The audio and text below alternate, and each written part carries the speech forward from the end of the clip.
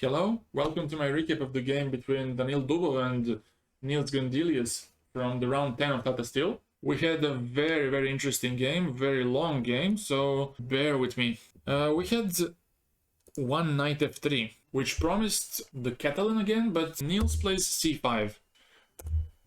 Poor Daniil, not playing the Catalan. He played e4. Moscow variation. Bishop d7. Also possible knight d7, knight c6, but he plays this, he took, and now knight d7. c3 by Daniil, and knight gf6. Trying to slow down White's plan with d4. He goes for queen e2, still preparing d4. And after e6, he played d4, and we have a very famous structure. We have this, and after e5, he went for bishop b4. First gave a check, bishop d2, and now they took, and knight goes back to g8. Now he wants to go to e7, c6, and or f5 to improve his knight, and then to castle. He still doesn't have to worry about slight lag in development because the position is blocked, so there's no way for White to really exploit this. And now Daniil, being Daniil, plays a really awkward move, a novelty in this position. He plays a long castle, and after knight e7, king b1, now black slowly catches up in development department. Now Daniil, of course, Daniil is aggressive. He plays h4, queen b6, and now queen e3. Maybe hinting that he would go to g5 to somehow strike those pawns. But Nils is very patient. He goes rook c8, tries to organize some attack on the c file, and also to get some knight a5, knight c4, put some pressure on the king. Also, knight b4 looks very tempting for black. Now Daniil plays h5, trying to play h6 next to cause some weaknesses in the position. So that's why black plays h6, trying to stop this h-pawn. But also, with h6, he is creating a hook, which could allow White to play g4, g5, and to open up the position on the king side. That's why Daniil plays g4, trying to make things sharp. And now queen b5. This move is played because the knight has to go to b6 from d7. On d7, it's just not doing the job, and it has to go to b6, maybe go to a4 or c4 and get to much better squares. Rook c1 now. White has to somehow react to this, because if he ignores this, he will just get crushed on the queen side. Rook c1 is played especially against knight b4. So that's why black castles. And now a3 by Daniil. Trying to stop knight b4, but it makes some weaknesses in the position. Knight a5, c4 maneuver seems much more realistic now. Maybe it was more flexible to go for rook c3, trying to double on the c file and also to control this square, this d3 square. And if knight b6 happened, then just to double, and in case of this, to defend by rook b3, to defend on the third rank. But still, it's a very messy position because you have a move like knight b4 in this position, and now do you want to allow really this? It looks very scary. Queen c6 might become a very strong threat. It's a very complex position.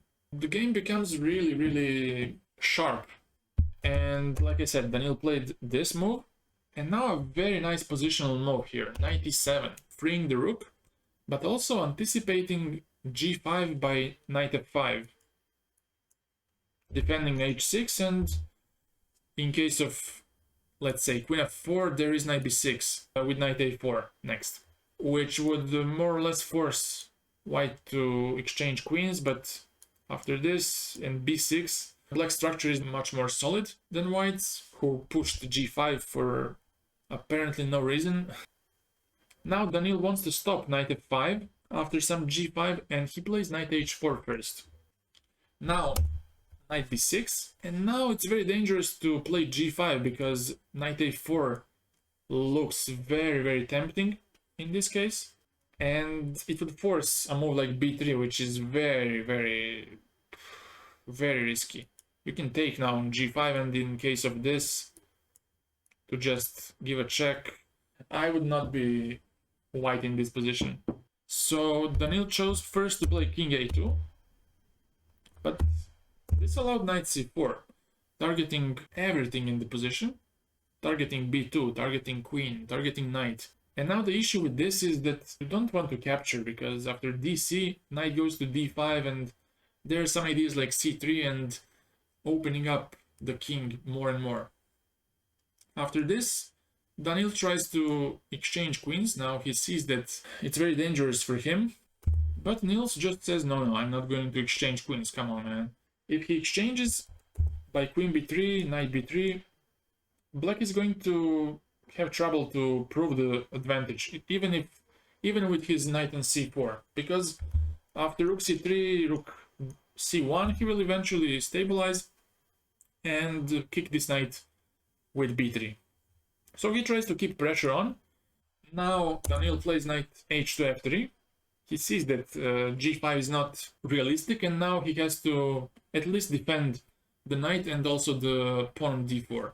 Rook c6 now by Grandelius, because now he wants to go rook b6 and to take on b2. Queen d3 by white, pinning the knight, very logical move. And now queen b5. Now the threat of this move is to actually take on a3. Let's say I go rook e1, some random move, and then you have this. You use the fact that queen cannot capture because of rook a6, and also you cannot capture with the pawn because queen takes queen. And also this would lead to a pawn up position and very, very good chances to convert. After this, they just repeat once. And now Nils decides to go for rook fc8.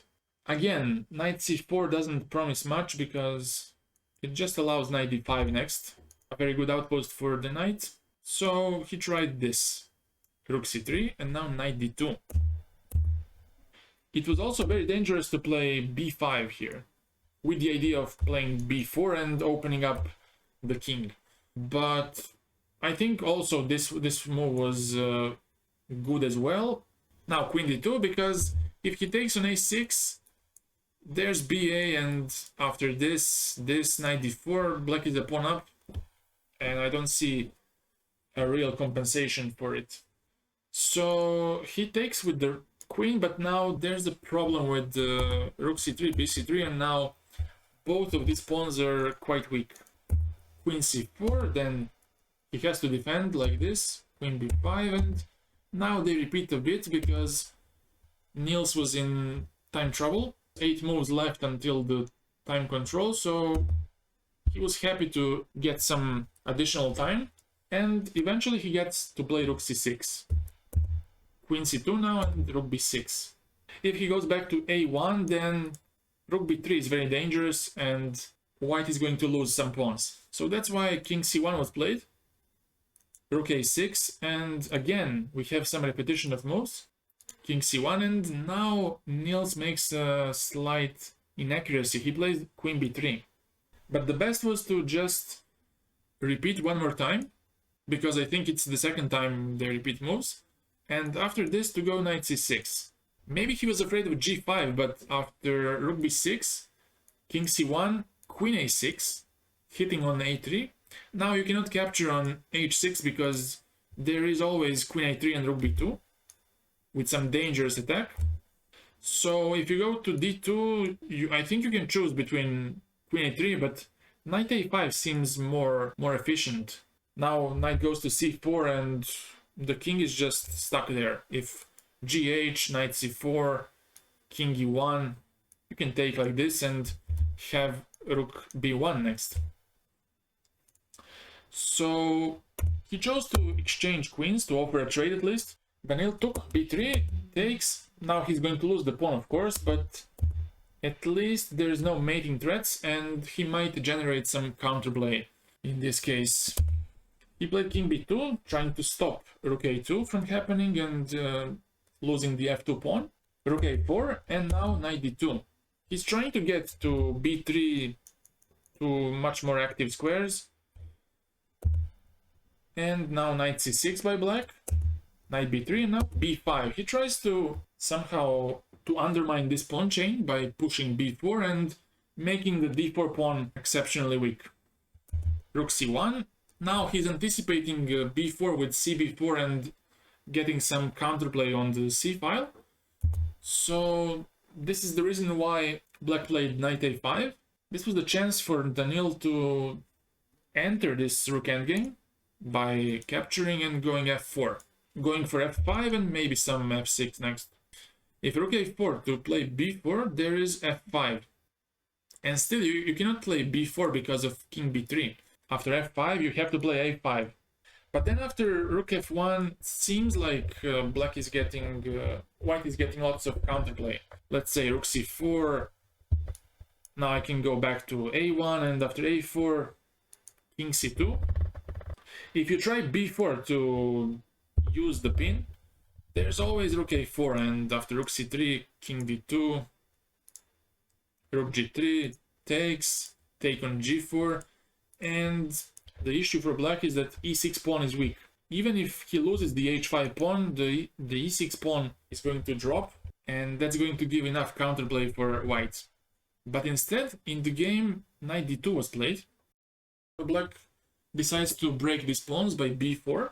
And again, we have a very interesting position. Daniil took on b4, but if he by any chance played c4, it could have been also very good, because after, let's say, capturing, taking rook c4, now the rook is stuck on a4 defending this pawn.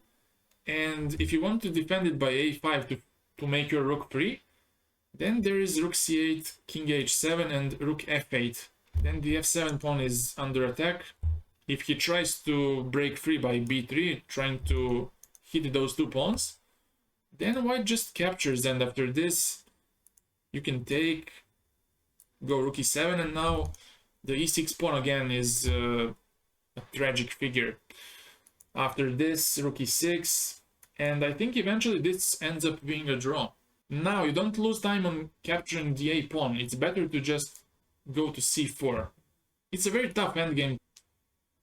Now the king goes to support the e pawn while the rook is taking care of this pawn. And after h5, just first go rook a6, and I think this race is finishing good for white. It's finishing in a draw. You can check it out on your own. Let's go back to the game. So in the game, Daniil took on b4, rook b4, and king c3 to defend the pawn, of course. Knight goes back to c6, and now the d4 pawn is under lots of pressure. If knight goes to f3, there is rook c4, I suppose, and after this, knight d4. Black is just winning lots of pawns. King went to d3, but after knight d4, black still has some issues because the f7 pawn gets under lots of pressure. King h7, rook c7. Now black has to give some pawns back, and he chose to give up the f7 pawn because the a pawn can become a passed pawn. Daniil took on f7, knight c6 now, targeting both g4 and e5. f4 by white, and now a4. The a pawn starts running, and we'll see where it goes. Rook c7, but now rook b6. And now white has to find a way to include his rook into defending against the a pawn, and he does rook c8. He tries to go rook a8 in case of a3, so Nils plays this. Rook a8, and now knight b4 by him. The better move was to play a2 immediately. You cannot capture, of course, because of knight b4 fork. If you go king c3, now there is rook b4. And in case of rook a2, there is rook f4. And all these pawns are going to drop. Let's say if rook a6, you can take, and knight g4 next. Next, you're going to play knight f6, capture this pawn, and with two pawns on the king side, it's, I think, fairly easy. So a2 was the best choice here. After king c3, rook b4, f5 was slightly tricky, but you can take and give a check. King goes to b2 to defend against a1 promotion, and After rook g2, there's king c3, but there is rook e2. A very elegant move, which collects the e pawn, and even if white manages to get the a pawn, then there is rook e5, and we have the similar position when we capture all these pawns. h5 is very weak, so black is going to win. Nils made a slight mistake here with knight b4 because it allows the knight to go to b3 and to additionally defend against promotion. King c3 and now knight a6. This was his idea, to make a blockade on the a file, but knight b3 is possible now. a2 by black, and now knight a1 because rook b3 was a threat. Rook b1, and now decisive mistake which was made by white. He played knight c2. He gave up the knight. It was better just to enter the rook endgame by rook a6, and in case of this, to go king b2. And it seems that white's pawns are dropping on the king side, but at least white is also getting some pawns by rook e6, rook g4. When the king gets active, the h5 pawn drops, but it doesn't matter so much because white has a very strong passed pawn. And after this, rook d1, king e4. How do you continue here? Black's king is so passive, and let's say if you start pushing the pawn like h5, there is rook d6, and you can start pushing the pawn. If this e6, if you try somehow with king g6 to activate your king, there is rook d2. And if king f6, there's king d5, and always when the king gets closer to the pawn, like king e7, there's always some reality check like rook g2 and targeting g7. For example, this, rook g2, king f6, you can just go back. If g5, to somehow claim that you can sacrifice a rook for the pawn and still have these pawns, then after king d6, g4, e7, king f7, rook king d7, rook e1, rook f2, those pawns are not very dangerous. They can be stopped by the rook, but also with the help of the king. If h4, then just queen, and we have a position which is a draw. It seems very scary, but after this, now black has to spend lots of time to move his pawns, so he has to move the king to support his h pawn. King d6, king f4, and after a couple of more moves, let's say after h2. But in the game, Daniil played knight c2, and it allowed black to get a piece. But now the only problem is that the f pawn starts running and the e pawn might become a passed pawn. Nils took, and now the e pawn is a dangerous one. Rook c1, king d2, rook f1, and now f6, and now it's not possible to capture because after e6 the knight hangs, and it's not possible to do this because of rook a7, and now the 7th rank is exposed, so is the knight on c7. So f6 was quite tricky move, but Nils played knight c5, and now Daniil tries to pin the g7 pawn by rook a7, king goes to g8 because there's no other way. If knight e6, then there's always rook e7, forcing the knight to go away and then capturing the g7 pawn. So that's why he went for king g8 instead. He gave up the pawn, but at least now the king is involved in the defense against those two pawns. Rook c7, and now knight e6. Rook goes to b7, and now knight g5. It's not possible to go for immediate attack on the e5 pawn because of perpetual check, which is very awkward here because black cannot get to e8 here because of rook e7 and capturing the knight on e6. Black is just forced to repeat moves because after knight f8 there's also e6 with e7. So he plays knight g5. It's not easy to convert for black, but after king e3 he had a chance to convert. Pause the video if you want to find the way to make the final blow. In the game, rook f5 was played, trying to hit this e5 pawn, but the right move was rook e1. And the reason why is, let's say if you have two options to defend the pawn. Let's say king d4. Then I have knight f3 and I take on e5, and I think it's very easy after that. You capture on h5, go back. When the king is cut off, it's much easier to play. The second option is king f4 to defend this pawn. But then I have knight e6, this, king f4, and then go for rook e4. Then capture the pawn on e5. For example, if you go to g6 here, there is knight c6. Black is going to capture the e5 pawn, and the d pawn will become a very powerful asset, because knight c6 stops rook b8 checkmate and also hits the e5 pawn. So that was the way to go for Nils, but he chose rook f5, which allowed these checks. King f8, rook b8, and now they repeat once more, but now he needs to go to e8, because that would be really awkward. King e6, rook e7 checkmate. Okay, king e8, rook e7, king f8, and now king d4. Now the d5 pawn is going to be lost. Knight f7 by black, and now king takes d5, but black takes on h5. It's still very tricky for white to hold. It's a drawn position, but it still has some poison. King e4, rook g5, and now king f4. The crucial mistake. The best move was to play e6. And after e6, it becomes really unpleasant for black to not give up the knight. Because after the knight moves, there are always some ideas like rook a7 and giving the back rank checkmate.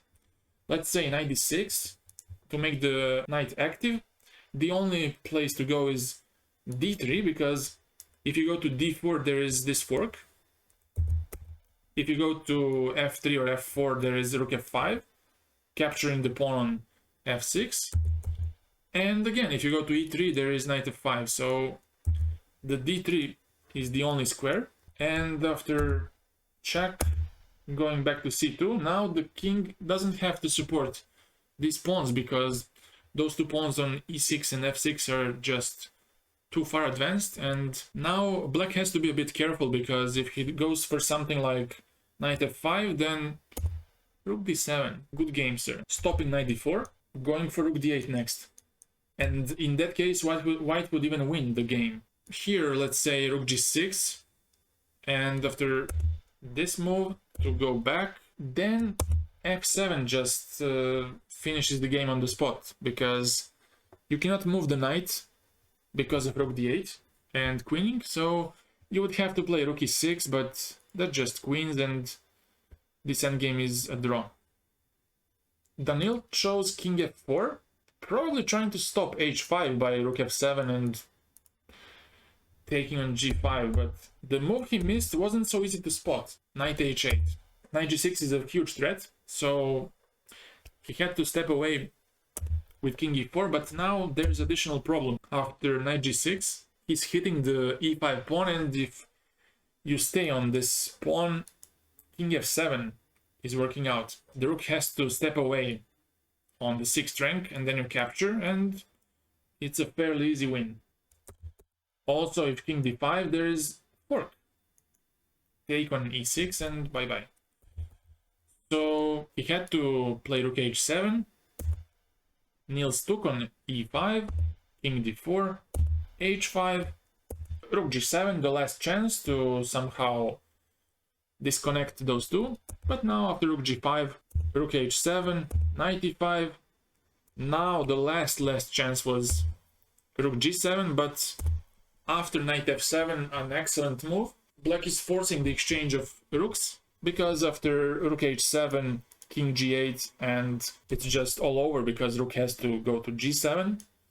And then we have this endgame, which is winning, of course. And because of this, because of not being able to save his rook, not being able to not exchange the rook, Daniil Dubov resigned. Grandelius got his first win in this tournament. If you have any questions, please comment section down below. Have a good day. Bye.